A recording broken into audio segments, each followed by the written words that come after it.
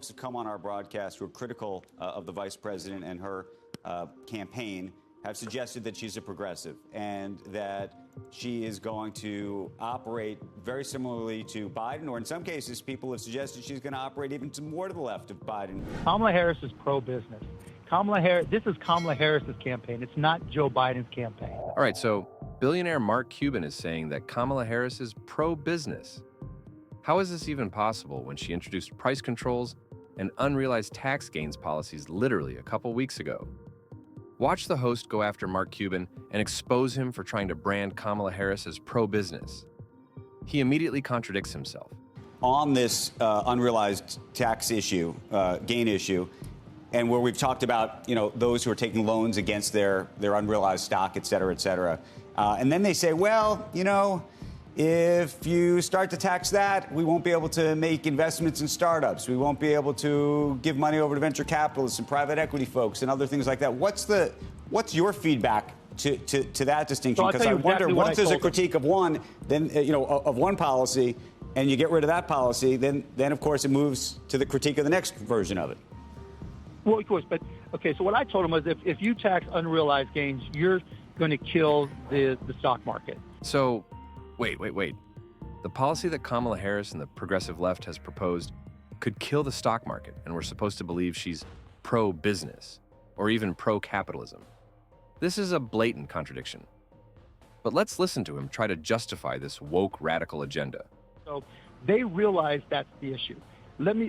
I can't repeat it enough. Even though she's not directly conflicting the Biden tax plan, to her value proposition is, we need to tax everybody fairly. I'm starting from the Biden plan as a starting point, but that's not necessarily her ending Mark, point. let me just say, I appreciate you calling in, telling us what you're hearing on these fronts. That's great. But as you've said yourself, you can't speak for the vice president. These are things they're telling you. Who knows what they're telling other people? My guess is they're telling anybody who's donating to them exactly what they want to hear at this point. What matters is what they say publicly and what they will stick to. No, absolutely, positively not. Right. Let me just be very clear. I don't know. Why do you think that they're telling you the truth and not telling other people other things? Well, if they won't say it publicly, say it publicly. Tell all of us so that we can hold you to it. I get it, but you've got to get the details right. You can't just. Yeah, but we have 60 days till an election. Like, you're asking people to take a flyer. Even if it's the day before the election, right? Even if it's the day before. Look, the next question is, the second thing I was going to mention earlier. I just don't want everybody to trade on what we think and what we feel and what we think may happen. Exactly. Just tell us. The election is right around the corner, and the American people still don't know what differentiates her from Biden. He couldn't even defend the policy she's proposing, but still defends her so-called pro-business agenda. I mean, obviously, Mark Cuban either supports this radical agenda or just wants anyone but Trump. He even posted a Twitter poll asking, whose persona and character would you like to see young children grow up to have?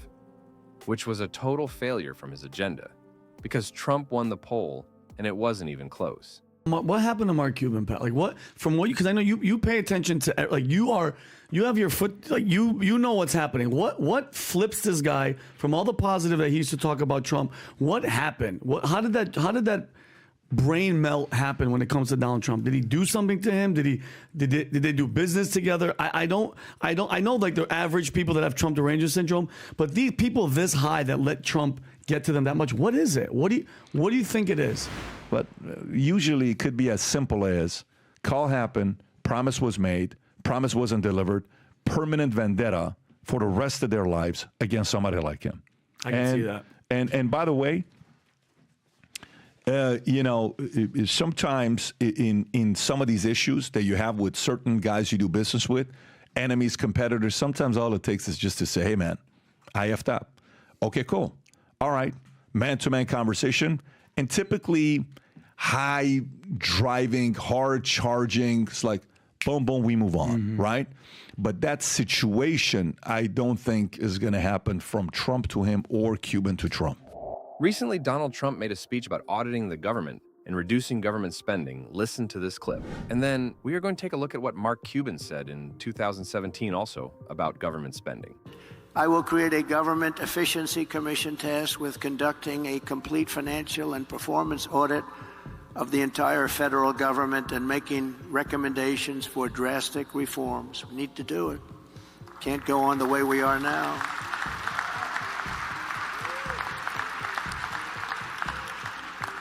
And Elon, because he's not very busy, has agreed to head that task force. Be interesting. If he has the time, that'd be a good one to do it. But he's agreed to do it.